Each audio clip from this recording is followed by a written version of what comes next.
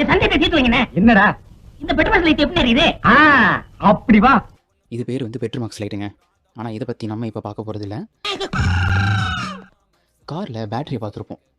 இதை பற்றி ஏன் சொன்னேன்ட்டு இன்பிட்வீனில் நீங்களே பாருங்கள். இது வந்து ஒரு ட்ரை செல். ட்ரை செல் வெளியே ஜிங்க் கண்டெய்னர் இருக்கும். அது வந்து ஒரு நெகட்டிவ் டெர்மினல். நடுவில் இருக்கிறது கார்பன் ராடு. அது வந்து ஒரு பாசிட்டிவ் டெர்மினல். அந்த கார் பேட்டரியில் எலக்ட்ரோலைட் ஒன்று யூஸ் பண்ணுவோம். அது வந்து மோஸ்ட்டாக சல்ஃபியூரிக் ஆசிடாக இருக்கும். அது வந்து ஒரு லிக்விட் எலக்ட்ரோலைட்.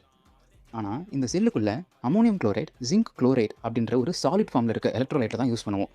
அதனால தான் இதுக்கு பேர் ட்ரை செல் அப்படின்ட்டு சொல்லுவோம். இந்த ஜிங்க் ரியாக்டிவ் மெட்டல் அப்படின்றதால எலக்ட்ரோலைட்டோட காண்டாக்டில் வந்த உடனே ஜிங்க் ஸ்லோவாக ரியாக்ட் பண்ண ஸ்டார்ட் ஆகும். அந்த ரியாக்ஷனால் ஜிங்க்கு எலக்ட்ரான்ஸை ரிலீஸ் பண்ணும்.